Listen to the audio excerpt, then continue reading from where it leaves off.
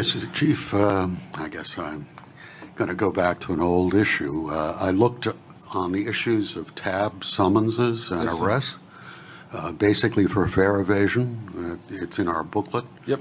It seems like there's been a dramatic increase on all those levels.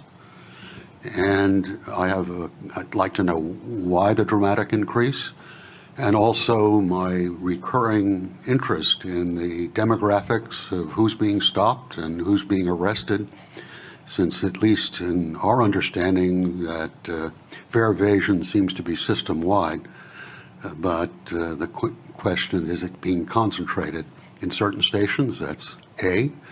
And B, being the question of the demographics of who's being stopped and arrested. This has been a recurrent theme of mine and concern of mine. I certainly want enforcement of fare evasion, but I want to see it equitably distributed. And so do we. Fare evasion is a priority for us. We're trying to, sort of bend the curve back. We think we might have lost some ground on this in the last few years. It accounts for about 3/4 of our total tab picture, which may have been more in prior years, because one of the things we're definitely trying to focus on is quality of life violations on the trains. And we're definitely doing that. Our tab summonses for quality of life are up well over 130%. So we're focusing a lot more on that. We're giving greater attention to quality of life. But you're right, fare evasion summonses are up 24%. Some of those fare evasion summonses lead to arrests for various reasons. They have warrants, they're transit offenders, etc. Those are also up.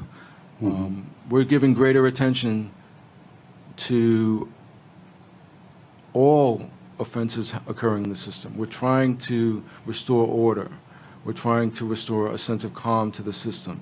But to your point about targeting one community or one neighborhood, absolutely not. In fact, when you look at with fare evasion, one of the most diverse transit districts is District 4, and that they lead the city in fare evasion summonses. And that goes from Chinatown to the wealthiest neighborhoods in New York City, all the way up to 125th Street. So, And the issue of what the demographics of the arrests and stops? Who's being arrested and stopped? That's what I want to know. I say this goes well before your time, sir. No, I understand that. But when I was first told about this 6 years ago, it was 95% black and Latino.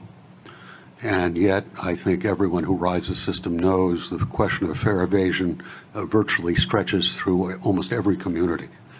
And yet, it seems that the targeted groups always seem to be the poorest and people of color.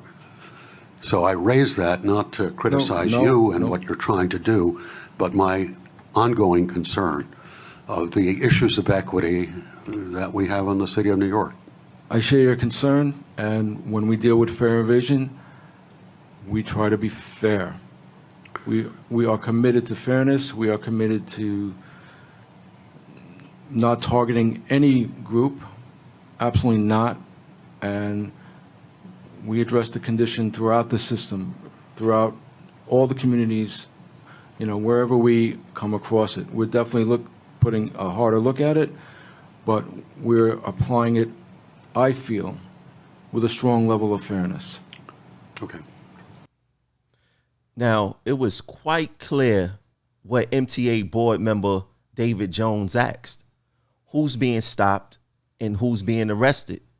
And that's a valid question, for the simple fact that only 6 years ago, 95% of the people that were stopped were black and Hispanic. Now, I just don't get it. MTA board member David Jones asked the question clear, and Chief Wilcox decided to give an anecdotal answer, saying that he feels that the stops are fair and it's equitable all across all communities. But anecdotal responses is not what we're looking for. We're looking for actual data. And Chief Wilcox was pretty clear on not providing that data or just simply not having it or not wanting to reply. But like the old saying go, sometime no reply is a reply. Write your comments down below and let us know what you think. Peace.